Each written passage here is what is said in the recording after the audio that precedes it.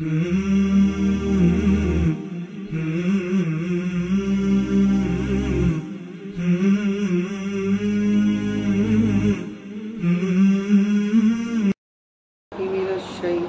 الرجيم بسم الله الرحمن الرحيم ولله ما في السماوات وما في الأرض ولقد وصينا الذين أوتوا الكتاب من قبلكم وإياكم أن اتقوا الله وإن تكفروا فإن لله ما في السماوات وما في الأرض وكان الله غنيا حميدا ولله ما في السماوات وما في الأرض وكفى بالله وكيلا إن يشأ يذهبكم أيها الناس ويأتي بآخرين وكان الله على ذلك قديرا من كان يريد ثواب الدنيا فعند الله ثواب الدنيا والآخرة وكان الله سميعا بصيرا۔ اور اللہ تعالیٰ کی ملک ہیں جو چیزیں کی آسمانوں میں ہیں اور جو چیزیں کی زمین میں ہیں۔ اس سے قبل چند احکام بیان فرمائے تھے۔ فرماتے ہیں کہ جو کچھ بھی آسمان و زمین میں وہ سب اللہ تعالیٰ کی ملکیت ہے، یعنی ایسے مالک کے احکام کو ماننا بہت ضروری ہے۔ اور واقعی ہم نے ان لوگوں کو بھی حکم دیا تھا جن کو ہم تم سے پہلے کتاب ملی تھی، ان کو بھی احکام دیے تھے، اور تم کو بھی کہ اللہ تعالیٰ سے ڈرو، یعنی تقوی اختیار کرو۔ اسی تقوی کے اندر آگے اللہ کے سارے احکام کو ماننا۔ اور اگر تم ناسپاسی کرو گے، یعنی احکام کو نہیں مانو گے، احکام کی مخالفت کرو گے، تو اللہ تعالیٰ کی ملک میں جو چیزیں کہ آسمان میں ہیں اور جو چیزیں کہ زمین میں ہیں، یعنی اس سے کوئی فرق نہیں پڑتا۔ اللہ رب العزت کو ہمارے ماننے نہ ماننے سے اس کا نقصان یا نفع نہیں ہے۔ اگر ہم مانتے ہیں تو اس میں ہمارا بھلا ہے، اور اگر نہیں مانتے ہیں تو ہمارا نقصان ہے، کیونکہ وَكَانَ اللَّهُ غَنِيًّا حَمِيدًا، اور اللہ تعالیٰ کسی کے حاجت مند نہیں ہے، کسی کے حاجت مند نہیں ہے، وہ سارے جہان سے بے نیاز ہے۔ ان اللہ غنی عن العالمین، بے شک اللہ تعالیٰ تمام جہان سے بے نیاز ہے۔ اور یہ ایک ایسا وصف ہے اللہ رب العزت کا جس سے کہ تمام انبیاء علیہ السلام، تمام اللہ سے ڈرنے والے بندے سب سے زیادہ اسی بات سے ڈرتے ہیں۔ کل بھی ابھی آپ نے حدیث سنی وہ عصر کے بعد والی، کہ آندھی آتی تھی تو اللہ کے رسول صلی اللہ علیہ وسلم گھبرا جاتے تھے، بارش ہوتی تھی تیز تو اس میں گھبرا جاتے تھے۔ وہ کیوں گھبراتے تھے اللہ کا تو معلوم ہے، لیکن گھبراتے اس لیے تھے کہ اللہ رب العزت کو ہماری کسی چیز کی ضرورت نہیں ہے۔ اگر وہ نبی بھی ہیں تو اللہ رب العزت کو اس کی بھی ضرورت نہیں ہے۔ اللہ رب العزت نے بھیجا ہے ہمارے اور آپ کے انسانوں کی فلاح و بہبود کے لیے۔ تو ساری جہان مل کر اللہ رب العزت کی اطاعت کریں تو اللہ کی ذات میں اور اللہ کی صفات میں اور اللہ کی بڑائی میں کوئی فرق نہیں پڑے گا، اور اگر سارے لوگ مخالفت کر دیں تب بھی اس کی سلطنت میں اور اس کی حکومت میں کوئی فرق نہیں پڑے گا۔ یہ صفت بے نیاز ہے۔ اسی وجہ سے سب سے زیادہ عبادت کرنے والے اللہ سے سب سے زیادہ ڈرتے ہیں۔ پتہ نہیں قبول ہوا کہ نہیں، ہم نے تو بہت محنت کی ہے، ہو سکتا ہے اس میں کچھ گڑبڑی رہ گئی ہو، اور یہی ڈر ہے جس کی وجہ سے ان کی عبادتیں مقبول ہو جاتی ہیں۔ جو اترا گیا وہ سمجھ لیے گیا، کیونکہ تمام صحابہ کرام کی یہی خصوصیت ہے، اللہ کے رسول صلی اللہ علیہ وسلم کی یہ خصوصیت تھی۔ صحابہ کرام کے بارے میں حضرت عبد الرحمن ابن ابی ملیکہ جو تابعی ہیں، بخاری شریف میں بھی یہ ان کا یہ قول منقول ہے شروع میں ہی کتاب العلم کے اندر، کہ وہ کہتے ہیں کہ ہم 70 صحابہ کرام سے ملے، اور ان میں سے ہر ایک کو اپنے بارے میں ڈرتے ہوئے پایا کہ وہ ڈرتے تھے کہ کہیں منافق تو نہیں ہو گیا، میرا عمل اللہ کے یہاں غارت تو نہیں ہو گیا۔ تو یہ ایک ایسا وصف ہے جس سے ہمیشہ جس کو پیش نظر رکھنا چاہیے۔ اس کے ساتھ ساتھ اس کے اصول بھی ہیں، مایوس بھی نہیں ہونا ہے، امید بھی رکھنا ہے، کیونکہ وہ غفور الرحیم ہے، وہ غنی شکور بھی ہے۔ شکور کے معنی آتے ہیں جو قدر کرے، محنت کرنے والے کی قدر کرتے ہیں، عبادت کرنے والے کی قدر کرتے ہیں، بہت زیادہ قدردانی کرتے ہیں۔ ایک ہاتھ کوئی بڑھ جاتا ہے تو اللہ رب العزت اس کی طرف دوڑ کر آتے ہیں، یعنی اپنی نعمتوں کو متوجہ کرتے ہیں۔ تو دونوں وصف رہنا چاہیے، ڈر اور خوف۔ تو یہ جب دونوں بیلنس میں رہے گا تو انسان ٹھیک ٹھاک رہے گا۔ کوئی ایک پہلو غالب ہو گیا تو گمراہ ہو جائے گا. اگر ڈر ہی زیادہ ہو گیا تو بھی آدمی مایوس ہو جائے گا, اور اگر امید ہی بہت زیادہ ہو گئی تو پھر بھی آدمی جو چاہے گا وہ کرنا شروع کر دے گا, تب بھی گمراہ ہو جائے گا. وَكَانَ اللَّهُ غَنِيًّا حَمِيدًا وَلِلَّهِ مَا فِي السَّمَاوَاتِ وَمَا فِي الْأَرْضِ, اور اللہ ہی کی ملک ہیں جو چیزیں کہ آسمانوں میں ہیں اور جو چیزیں کہ زمین میں ہیں, اور اللہ تعالیٰ کافی کارساز ہیں, لوگوں کے کام بنانے والے ہیں.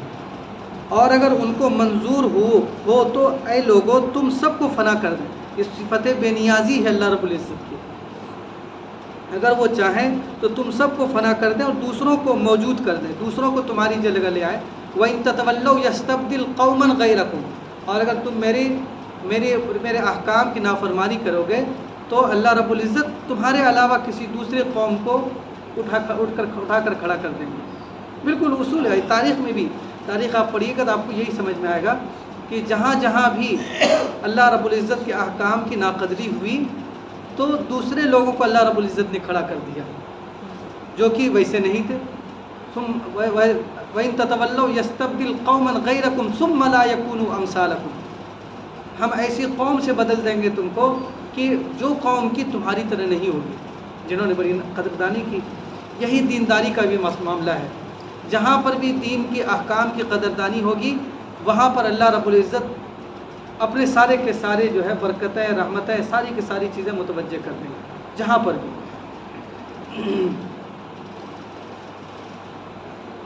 اور اگر منظور نہ ہوا اس کو, اور اس پر اس کو پوری قدرت ہے. جو شخص دنیا کا معاوضہ چاہتا ہو تو اللہ تعالیٰ کے پاس تو دنیا اور آخرت دونوں کا معاوضہ ہے, اور اللہ تعالیٰ بڑے سننے والے, بڑے دیکھنے والے ہیں. وہ جانتے ہیں کہ کس نے کون سا عمل دنیا کے واسطے کیا, کون سا عمل آخرت کے واسطے کیا. ایک کام جو آخرت کے واسطے ہی ہونا چاہیے اس کو آخرت کے واسطے ہی کرنا چاہیے, اور ایک کام جو دنیاوی کام ہے اس کو دنیا کے واسطے بھی کر سکتا ہے آدمی. يا أيها الذين آمنوا كونوا قوامين بالقسط شهداء لله ولو على أنفسكم أو الوالدين والأقربين إن يكن غنيا أو فقيرا فالله أولى بهما فلا تتبعوا الهوى أن تعدلوا وإن تلووا أو تعرضوا فإن الله كان بما تعملون خبيرا.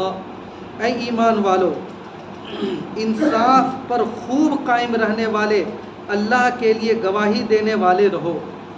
انصاف پر خوب قائم رہنے والے اللہ کے لیے اور اللہ ہی کے لیے گواہی دینے والے رہو. اگرچہ اپنی ہی ذات پر ہو, یعنی وہ گواہی تمہارے خلاف ہی کیوں نہ ہو,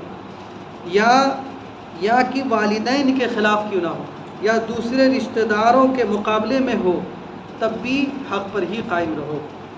وہ شخص اگر امیر ہے اور غریب ہے تو دونوں کے ساتھ اللہ تعالیٰ کو زیادہ تعلق ہے. سو تم خواہش نفس کا اتباع مت کرو, کبھی تم حق سے ہٹ جاؤ. اور اگر تم کج بیانی کرو گے یا پہلو تہی کرو گے تو بلا شبہ اللہ تعالیٰ تمہارے سب اعمال کی پوری خبر رکھتے ہیں.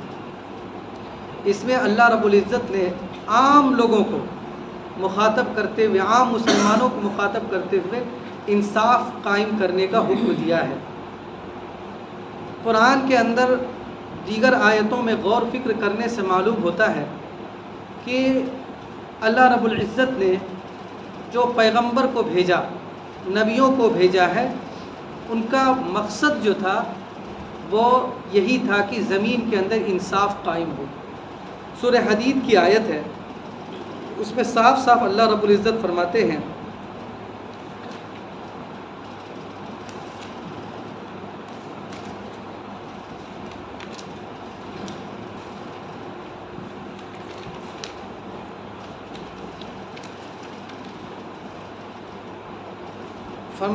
وَلَقَدْ أَرْسَلْنَا رُسُلَنَا بِالْبَيِّنَاتِ, اور ہم نے اسی اصلاح آخرت کے لیے اپنے پیغمبروں کو کھلے کھلے احکام دے کر بھیجا, اور ہم نے ان کے ساتھ کتاب کو اور انصاف کرنے کے حکم کو نازل فرمایا تاکہ لوگ حقوق اللہ اور حقوق العباد میں اعتدال پر, انصاف پر قائم رہیں. پھر آگے اللہ تعالیٰ فرماتے ہیں اور ہم نے لوہے کو پیدا کیا جس میں شدید ہیبت ہے, اور اس کے علاوہ لوگوں کے اور بھی طرح طرح کے فائدے ہیں. تو اللہ رب العزت نبیوں کو بھیجنے کا ایک مقصد کیا بیان فرما رہے ہیں؟ دنیا کے اندر عدل و انصاف قائم رہے، کمزور سے کمزور کے بھی حقوق ادا ہوں، ظالموں کو سزا ملے، اور یہاں پر اللہ کے احکام نافذ ہوں۔ اور اسی وجہ سے حضرت آدم علیہ السلام کو، جو کہ سب سے پہلے نبی ہے اس روئے زمین پر اور سب سے پہلے انسان بھی ہے، ان کی تخلیق کا جو مقصد بیان فرمایا وہ یہی جو فرشتوں کو اللہ رب العزت نے بتایا کہ انی جاعل فی الارض خلیفہ، کہ ہم اپنا نائب بناتے ہیں۔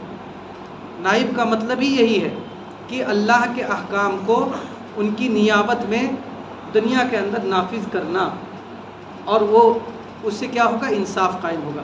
تو انصاف کے قیام جو ہے وہ انبیاء علیہ السلام کو بھیجنے کا بہت بڑا مقصد ہے، انصاف کا قیام۔ اور ساتھ ہی ساتھ اسی میں آپ نے پڑھا کہ لوہے کا ذکر فرمایا کہ لوہا کو بھیجا، دونوں کا تعلق ہے، کیونکہ یہ اس لیے فرمایا کہ بہت سارے لوگ وہ ہیں جو پند و نصائح سے اور نصیحت سے اور کہنے سننے سے نہیں مانتے، بہت شریر قسم کے ظالم قسم کے لوگ وہ ہیں جو کہنے سننے سے نہیں مانتے ہیں۔ ان کو سیدھا کرنے کے لیے اللہ رب العزت فرماتے کہ ہم نے لوہا کو نازل کیا کہ حکومت اگر ہے تو ان کو لوہے کی بیڑی میں قید میں ڈال دو، اور ضرورت پڑے تو اس کے خلاف ہتھیار بھی استعمال کرو۔ یہ ہے حکومت کو اللہ رب العزت نے حکم دیا ہے۔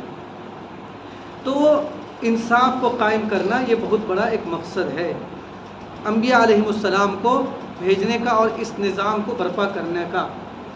دوسری بات اس سلسلے میں یہ یاد رکھیں کہ اللہ رب العزت نے کیا فرمایا؟ یہ نہیں فرمایا کہ اے بادشاہو، اے حکمرانوں، انصاف پر قائم رہو، یہ نہیں کہا، تمام لوگوں سے کہا اے ایمان والو۔ اور یہ بہت بڑی غلط فہمی بہت سارے لوگوں میں پائی جاتی ہے کہ انصاف قائم کرنا یہ حکمرانوں کا کام ہے، نہیں، یہ سب کا کام ہے۔ اس لیے اللہ رب العزت نے عام مسلمانوں کو خطاب کر کے کہا انصاف قائم کرو۔ اس کے اندر عام مسلمان بھی داخل ہیں اور اسی طریقے سے جو حکمراں ہیں وہ بھی داخل ہیں۔ اس کے اندر سب کوئی غریب امیر جس کا بھی جو دائرہ اختیار ہے اس میں انصاف قائم کرنے کا وہ مکلف ہے۔ عام طور پر یہی سمجھا جاتا ہے کہ انصاف قائم کرنا حکومتوں کا کام ہے، اور ہم جس طرح چاہیں قانون کی دھجیاں بکھیرتے رہیں، اڑاتے رہیں، وہ انصاف قائم کرنا ان کا کام ہے۔ یقیناً ان کی بھی ذمہ داری ہے، لیکن ایک عام شہری کی بھی ذمہ داری ہے انصاف کو قائم رکھنے کی۔ یہی وجہ ہے، یہی سوچ ہے جس کی وجہ سے قوانین بنتے ہیں اور ڈھیر سارے بنائے جاتے ہیں، لیکن امن و امان قائم نہیں ہو پاتا ہے، قانون پر عمل درآمد نہیں ہو پاتا ہے، انصاف قائم نہیں ہو پاتا ہے، کیونکہ یہ سوچا جاتا ہے کہ انصاف قائم کرنا صرف حکومتوں کا کام ہے۔ ہم اگر اپنے دائرے میں رکھتے ہوئے اپنے قانون کے تمام قوانین اسلامیہ کی پابندی کریں تو یہی انصاف قائم کرنا ہے۔ اور اس میں یقیناً اگر کوئی ایسا شریر قسم کا آدمی ہے جو کہ لوگوں کو پریشان کرتا ہے اور کہنے سننے سے نہیں مانتا ہے تو پھر اس کا مقدمہ عدالتوں کے اندر جائے گا، پھر وہ حکومت کا کام ہے وہاں پر۔ لیکن عام حالات میں، عام زندگی میں تو عام لوگوں کے ہی ذمہ ہے کہ انصاف کو قائم رکھیں، کسی پر ظلم نہ کریں، کسی کا مال ہڑپ نہ کریں، یہ سب انصاف کو قائم رکھنا ہے، کسی پر زیادتی نہ کریں، یہ سارا کا سارا کام جو ہے عام لوگوں کا ہے۔ پھر بھی اگر کوئی کر لیتا ہے پھر حکومت کی ذمہ داری ہے کہ وہ انصاف دلائے مظلوم کو، لیکن انصاف کو باقی رکھنا، انصاف کے مطابق، قانون کے مطابق عمل کرنا عام شہریوں کی ذمہ داری ہے۔ آگے اللہ تعالیٰ فرماتے ہیں اسی کے اندر جو الفاظ ہے، یا ایھا الذین آمنوا کونوا قوامین بالقسط شہداء للہ، اے ایمان والو انصاف پر خوب قائم رہنے والے بنو۔ انصاف کیا ہے؟ انصاف کا مطلب ہے کہ جس کا جو حق ہے وہ دے دیا جائے، جس کا جو حق ہے وہ دے دیا جائے۔ اللہ رب العزت کا بھی حق اس میں شامل ہے، اللہ کا جو حق ہے وہ دیا جائے۔ اللہ کا کیا ہے؟ اسی کی عبادت کی جائے، اس کے ساتھ میں کسی کو شریک نہ کیا جائے، اس کے صفات میں کسی کو شریک نہ کیا جائے، اسی کو اپنا والی، کارساز اور ہر چیز کا کرنے دھرنے والا اسی کو مانا جائے، یہ اللہ رب العزت کا حق ہے۔ حقوق اللہ کو بھی ادا کیا جائے، یہ انصاف ہے۔ کمزور سے کمزور کا بھی حق دیا جائے، یہ انصاف ہے۔ اسی انصاف کا ایک تقاضا یہ ہے جو اللہ رب العزت نے اس میں بیان فرمایا کہ گواہ بنے رہو، یعنی اگر اسی انصاف کو قائم کرنے کے لیے تمہیں عدالتوں کے اندر جا کر گواہی دینی پڑے تو اس سے گریز نہ کرو، اس سے روگردانی مت کرو، گواہی دو۔ یہ بھی انصاف کا ایک حصہ ہے۔ اسی انصاف کا ایک تقاضا یہ ہے کہ ظالم کو ظلم سے روکو۔ اسی انصاف کا ایک تقاضا یہ ہے کہ مظلوم کی حمایت کرو۔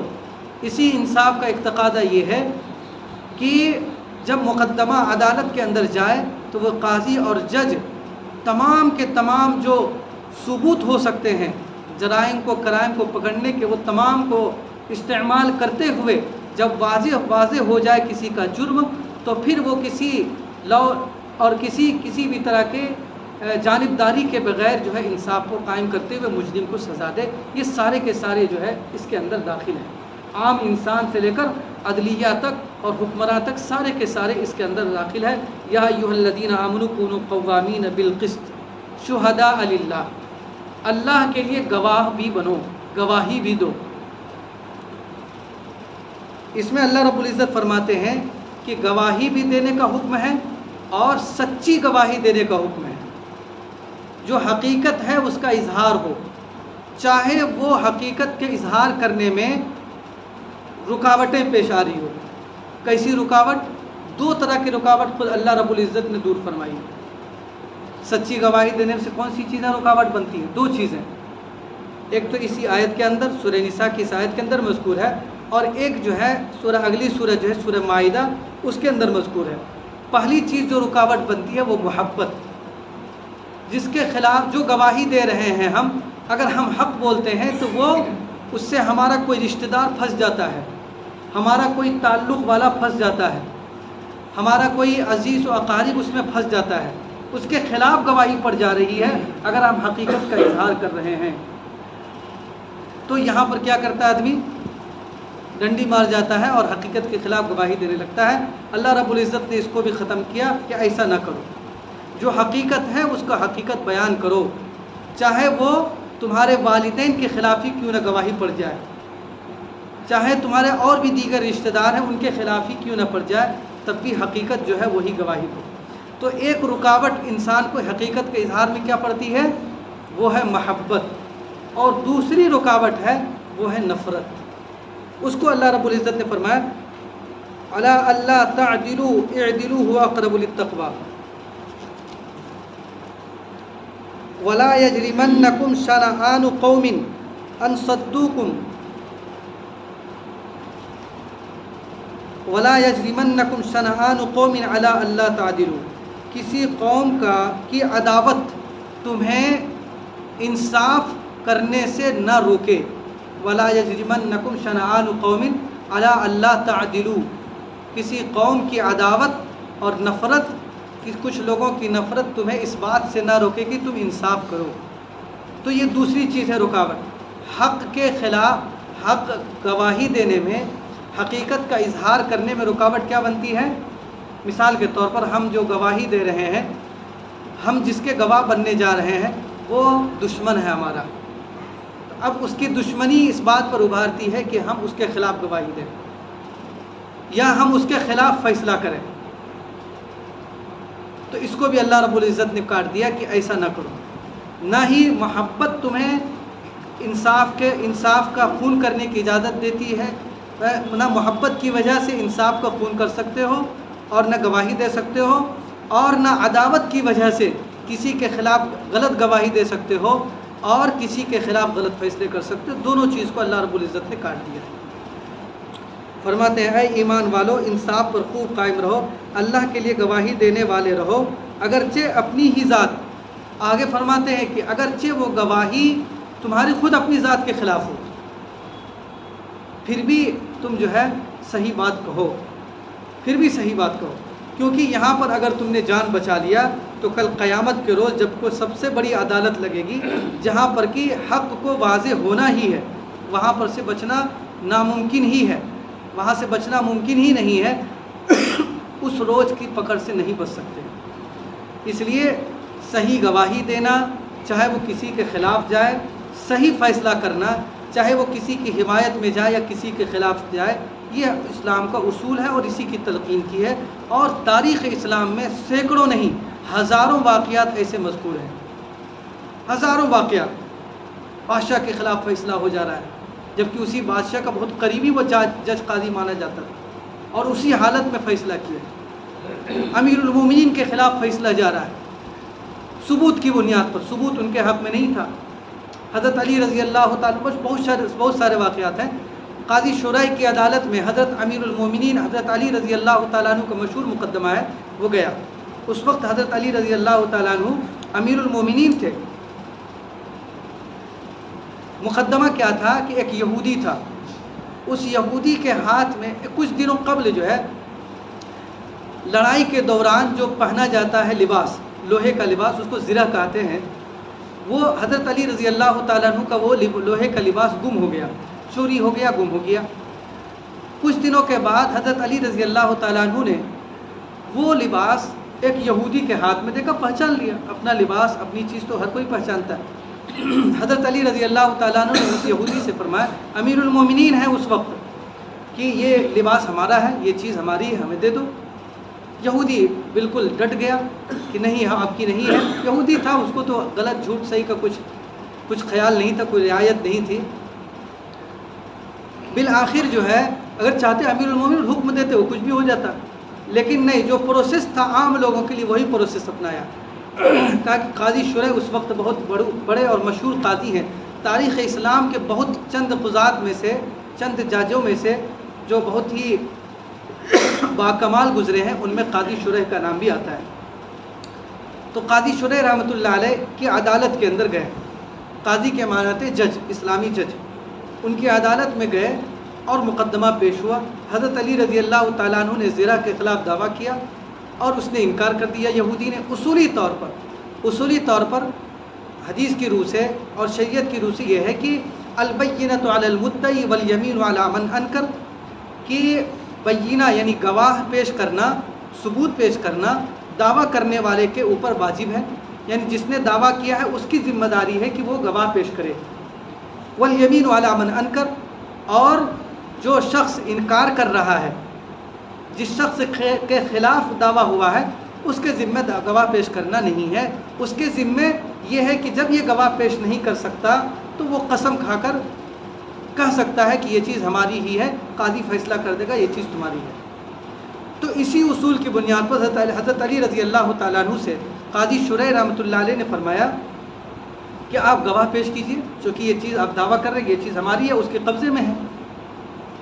تو حضرت علی رضی اللہ تعالیٰ عنہ نے سیدنا حضرت حسن رضی اللہ تعالیٰ عنہ کو، اپنے صاحبزادے کو پیش کیا۔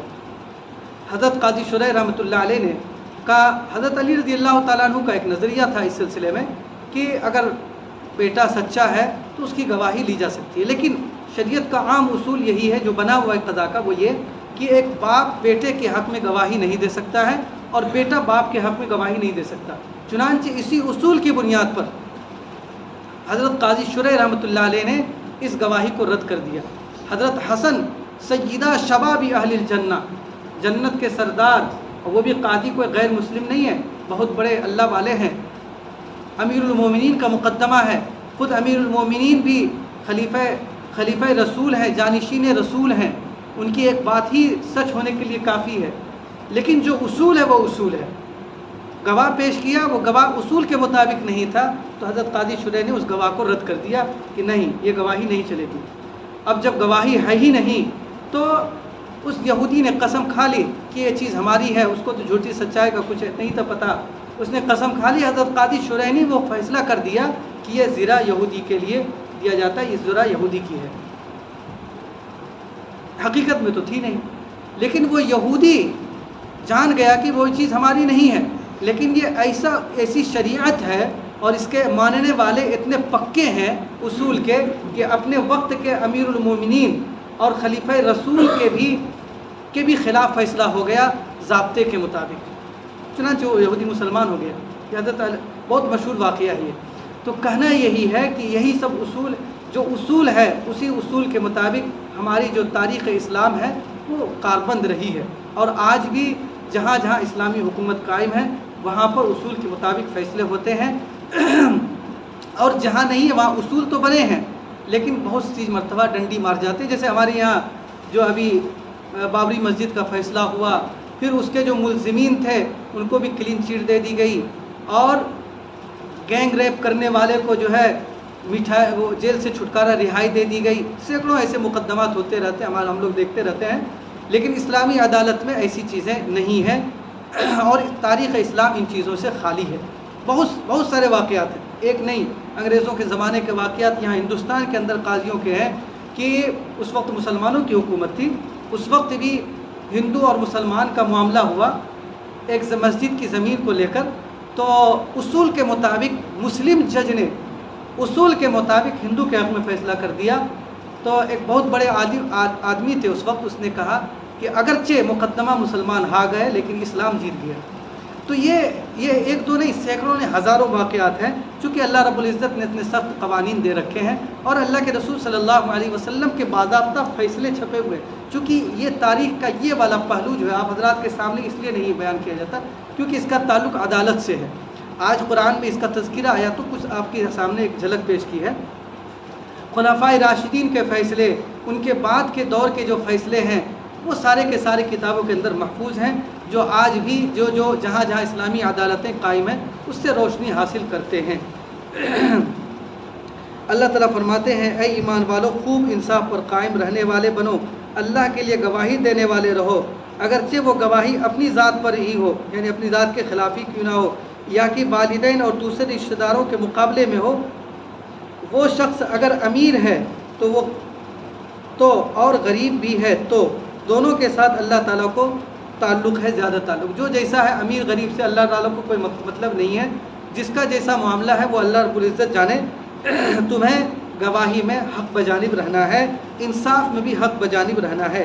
فلا تتبعوا الہویٰ، سو تم خواہش نفس کی پیروی مت کرو، کیونکہ نفسانی خواہش کی پیروی کریں گے تو خواہش نفس اور دل تو یہی کہتا ہے کہ رشتہ دار کے خلاف ہے تو ہم اس کے خلاف گواہی نہیں دیں گے، ہمارے اپنے خلاف ہے تو اس کے خلاف نہیں دیں گے، دشمن ہے تو اس کو نقصان پہنچانے کے لیے اس کے خلاف غلط گواہی دیں گے، جھوٹی گواہی دیں گے، اس کے خلاف ہم فیصلے کریں گے.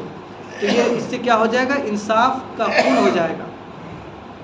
اور انصاف کی اتنی بڑی انصاف اور ظلم انصاف اتنی اچھی چیز ہے اور ظلم اتنی بری چیز ہے کہ اس کے بارے میں حضرت علی رضی اللہ تعالیٰ عنہ کو مشہور مقولہ ہے کہ کفر کے ساتھ تو حکومت رہ سکتی ہے، بہت سارے کافروں کی حکومت ہے، لیکن ظلم کے ساتھ حکومت میں ٹکاؤ نہیں ہے. ظلم کی عمر کوئی نہیں ہوتی، وہ آج 25-50 سال بہت ہو گیا، اس سے زیادہ اس کی عمر نہیں ہے. جب بھی ظالم آیا اس نے یہی سوچا کہ ہم کو کبھی زوال نہیں ہوگا، ہماری سلطنت کو زوال نہیں ہوگا، ہماری طاقت کو زوال نہیں ہوگا، ہماری قدرت کو زوال نہیں ہوگا. لیکن اللہ نے اصول بنا رکھا تلک الایام نداولها بین الناس، یہ ہم ایام کو دنوں کو الٹتے پلٹتے رہتے، آج وہ اوپر ہے کل وہ اوپر ہے. اور ساتھ ہی ساتھ اللہ رب العزت نے یہ بھی فرما دیا کہ اگر ظالموں کو ہم ایسے ہی بڑھاتے رہیں گے تو اللہ تعالیٰ فرماتے لہدمت صوامع وبیع وصلوات ومساجد یذکر فیہا اسم اللہ.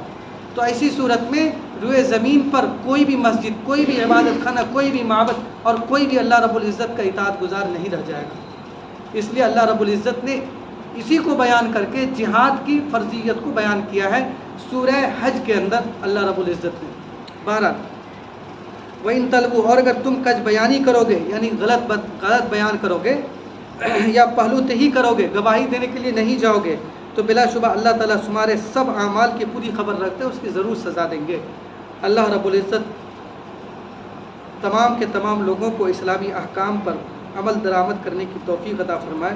سبحان اللہ وبحمدہ، سبحانک اللہم وبحمدک، نشہد ان لا الہ الا انت، نستغفرک ونتوب الیک. سبحان ربک رب العزت عما یصفون وسلام علی المرسلین والحمد للہ رب العالمین.